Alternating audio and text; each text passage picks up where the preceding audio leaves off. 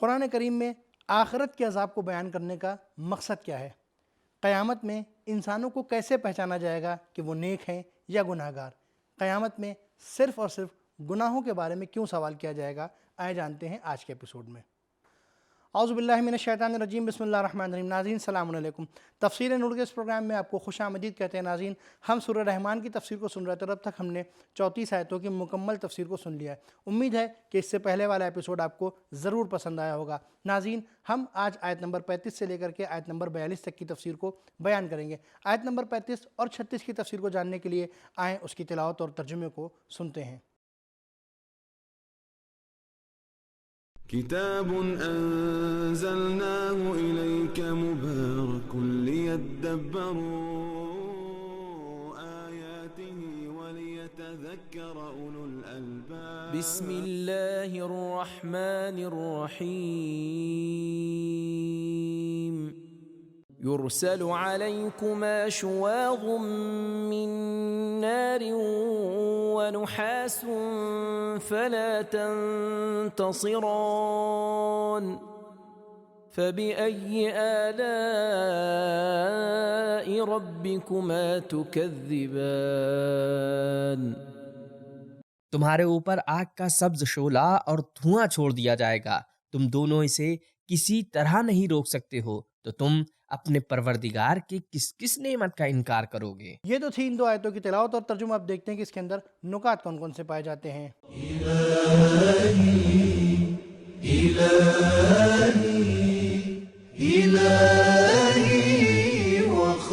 شواظ بھڑکتے شعلے اور ڈراؤنی آگ کو کہتے ہیں، اور نحاس پگھلے ہوئے تانبے کو کہتے ہیں۔ ان آیات میں قیامت کی کچھ اس طرح سے منظر کشی کی گئی ہے۔ ایک طرف تو خداوند متعال خصوصی حساب کرے گا، دوسری طرف انسان کے لیے کوئی بھاگنے کا راستہ نہیں ہے، اور پھر چاروں طرف سے مختلف قسم کے عذاب نازل ہوں گے، اور پھر کوئی کسی سے مدد بھی نہیں لے سکتا۔ جو پیغمبروں کے بھیجے جانے سے کوئی فائدہ نہ اٹھائے اور وہ جو مادی نعمتوں سے ٹھیک طریقے سے فائدہ نہ اٹھائے، ایسے لوگ پگھلائے ہوئے تانبے کے ذریعے عذاب کے منتظر رہیں۔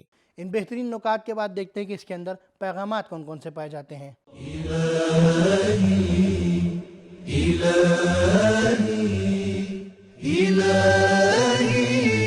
نمبر 1، قیامت میں آگ اور پگھلائے ہوئے تانبے جھوٹوں کی فرار کی راہوں کو بند کر دیں گے۔ نمبر 2، جنات اگرچہ آگ سے بنے ہیں مگر وہ بھی انسانوں کی طرح آگ سے جلیں گے۔ نمبر 3، قیامت میں دیے جانے والے عذاب کو جاننا ایک نعمت ہے جس سے انسان گناہوں سے بچتا ہے۔ ناظرین، یہاں پر ہماری 36 آیتوں کی تفسیر مکمل ہو جاتی ہے۔ اب آیت نمبر 37 سے 40 کی تفسیر کو جاننے کے لیے آئیں اس کی تلاوت اور ترجمے کو سنتے ہیں۔ فَإِذَا انشَقَّتِ السَّمَاءُ فَكَانَتْ وَرْدَةً كَالدِّهَانِ فَبِأَيِّ آلَاءِ رَبِّكُمَا تُكَذِّبَانِ فَيَوْمَئِذٍ لَا يُسْأَلُ عَنْ ذَنبِهِ إِنسٌ وَلَا جَانٌّ فَبِأَيِّ آلَاءِ رَبِّكُمَا تُكَذِّبَانِ۔ جب آسمان پھٹ کر تیل کی طرح سرخ ہو جائے گا تو تم اپنے پروردگار کی کس کس نعمت کا انکار کرو گے؟ پھر اس دن کسی انسان یا جن سے اس کے گناہ کے بارے میں سوال نہیں کیا جائے گا، تو پھر تم اپنے رب کی کس کس نعمت کا انکار کرو گے؟ ان بہترین تلاوت اور ترجمے کے بعد دیکھتے ہیں کہ اس کے اندر نکات کون کون سے پائے جاتے ہیں۔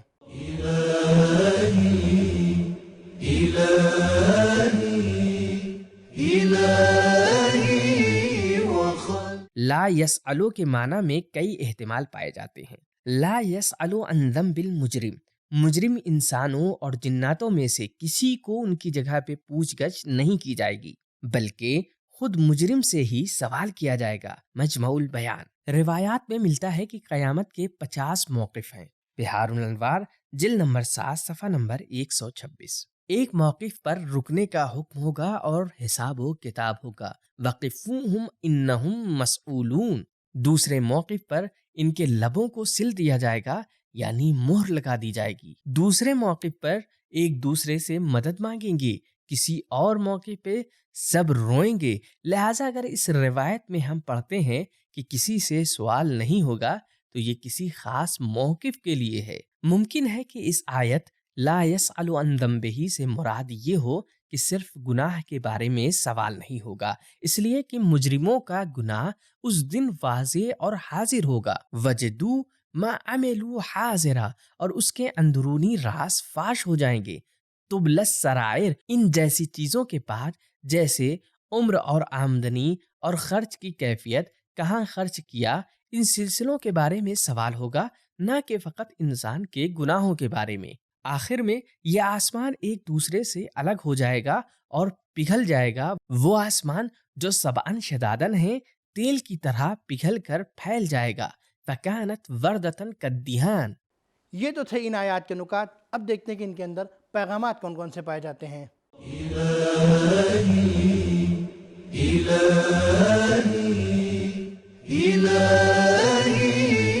پیغام: قیامت تب آئے گی جب یہ نظام کائنات درہم برہم ہونے لگے گا۔ نمبر 2، اس دنیا کا انت یعنی اختتام تباہی اور بربادی سے ہے، لیکن یہ ایک دوسری دنیا کی شروعات ہے۔ نمبر 3، جنات بھی انسانوں کی طرح اختیار رکھتا ہے اور گناہوں کا مرتکب ہوتا ہے۔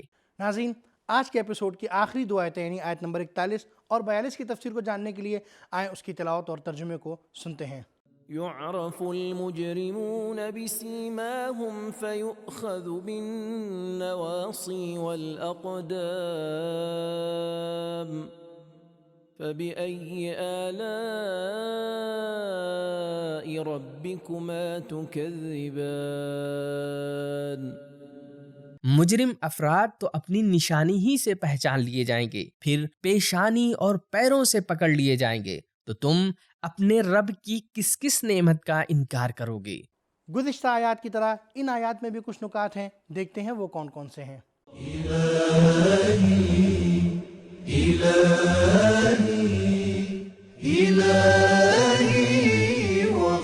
سیما سوم سے لیا گیا ہے جس کے معنی ہے علامت اور واضح نشان کے۔ نواسی ناسیہ کی جمع ہے جس کے معنی سر کے آگے والا بال ہے۔ یہ آیت جواب ہے اس سے پہلے کی آیت میں جو سوال اٹھتا ہے، جو یہ ہے کہ اگر گناہ کے بارے میں سوال نہیں ہوگا تو کیسے مجرموں کو پہچانا جائے گا؟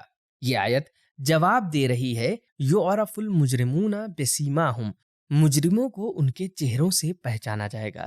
جس طرح مجرموں کو ان کے چہروں سے پہچانا جائے گا، ٹھیک اسی طرح نیک لوگوں کو بھی ان کے چہروں سے پہچانا جائے گا۔ قیامت میں مختلف قسم کے چہرے، سفید چہرے، کالے چہرے، خوش و خرم چہرے، غمگین اور مرجھائے ہوئے چہرے، ہنستے اور مسکراتے چہرے، گرد و غبار سے اٹے ہوئے چہرے، ذلیل و خوار اور رسوا چہرے۔ ان بہترین نکات کے بعد کچھ بہترین پیغامات بھی پروردگار عالم نے اپنے بندگان کے لیے رکھے ہیں، دیکھتے ہیں وہ کون کون سے ہیں۔